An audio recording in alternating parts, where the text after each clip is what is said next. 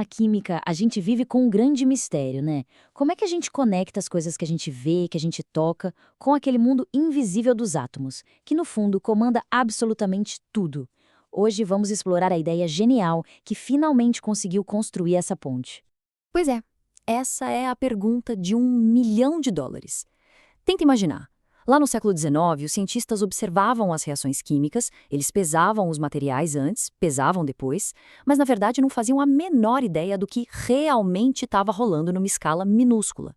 Como é que se cria regras para um jogo em que as peças são literalmente invisíveis? Então, para entender a solução que surgiu, a gente precisa primeiro aceitar essa dualidade. A química funciona em duas realidades, que estão o tempo todo conectadas. Vamos mergulhar nesses dois mundos. De um lado, o macroscópico, que é o nosso mundo, o mundo do dia a dia, e do outro, o microscópico, o mundo dos átomos. Olha, a diferença parece simples, mas ela é super poderosa. O mundo macroscópico é o quê da história. Por exemplo, a água é líquida, o sal é um sólido branco, beleza. Já o mundo microscópico é o porquê. É o arranjo específico dos átomos que explica essas propriedades. Ou seja, onde escreve o que vemos e o outro explica por que vemos. No finalzinho do século XVIII, os químicos eram tipo detetives. Eles tinham um monte de pistas, mas faltava o suspeito principal. Ele já tinha observado padrões muito consistentes, mas ainda não tinha uma teoria que unisse tudo. E aqui estão as grandes pistas. O Lavoisier provou que, num sistema fechado, a massa total antes de uma reação é idêntica à massa depois. E o Proust mostrou que a água, por exemplo, é sempre feita da mesmíssima proporção de hidrogênio e oxigênio. Eram regras do jogo, sabe? Observações perfeitas. Mas por quê? Por que essas leis funcionavam com essa precisão toda? E essa é a diferença crucial. Uma lei diz o que acontece, ela descreve um padrão. Já a teoria tenta explicar por que aquilo acontece. As leis de Lavoisier e de Proust eram o quê. Faltava o porquê. E aí, no comecinho do século XIX, um cientista inglês chamado John Dalton apareceu com uma ideia. Uma ideia tão simples, mas tão poderosa, que serviu como a tal ponte que todo mundo procurava, ligando as leis que a gente vê com uma realidade que a gente não vê. O pulo do gato da ideia de Dalton foi este. E se toda a matéria for feita de partículas minúsculas, indivisíveis, os tais átomos? E se, durante uma reação química, esses átomos só se reorganizassem? Pense em peças de Lego, que se desmontam e formam uma coisa nova. Essa simples ideia mudou absolutamente tudo. Com essa teoria, Dalton também deu um novo significado para o que era um elemento químico. Não era mais só algo que não dá para decompor. Agora, um elemento como o oxigênio era, em sua essência, um conjunto de átomos de oxigênio, todos muito parecidos entre si. A teoria de Dalton não foi só uma explicação, não. Ela deu aos químicos uma linguagem totalmente nova para descrever o universo material. Uma linguagem precisa, simbólica. E essa nova gramática da química é muito prática. Em vez de escrever hidrogênio, a gente usa o símbolo H. E para água, em vez de uma palavra, usamos a fórmula H2O, que já entrega de cara a composição microscópica dela.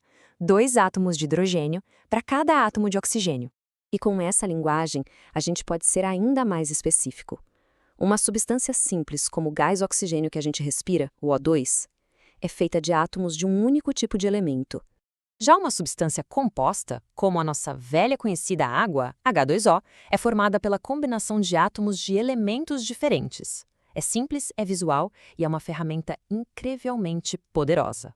Certo, agora vem a melhor parte. Vamos ver, na prática, como essa ideia genial dos átomos se reorganizando simplesmente resolveu de uma vez por todas aquele quebra-cabeça das leis de Lavoisier e de Proust. Para demonstrar isso, vamos usar a reação que forma a amônia. A gente tem gás nitrogênio reagindo com gás hidrogênio para formar a amônia. Então, antes da reação começar, lá no nível microscópico, a gente tem as nossas peças iniciais. De um lado, moléculas de nitrogênio, as N2. Do outro, moléculas de hidrogênio, as H2. Se a gente parar para contar, temos 2 átomos de nitrogênio e 6 átomos de hidrogênio no começo do jogo.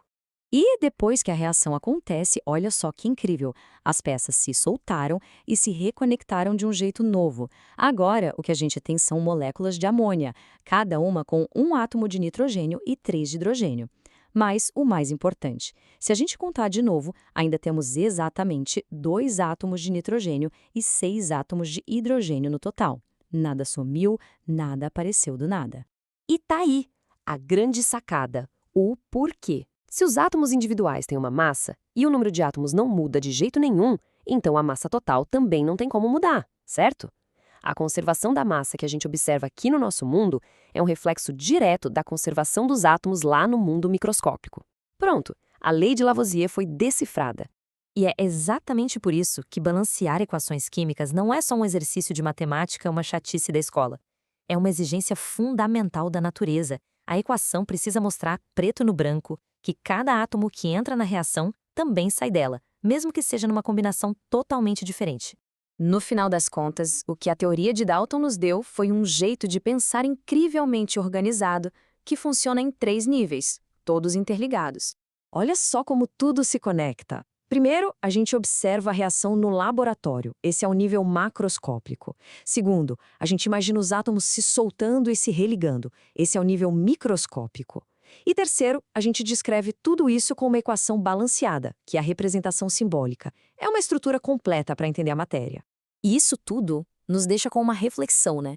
Esse salto que o Dalton deu de observar leis para teorizar sobre uma realidade invisível que explicasse tudo, isso é a pura essência da ciência. E nos faz perguntar, que outras pontes como essa a gente ainda pode construir para conseguir entender os outros mistérios do universo?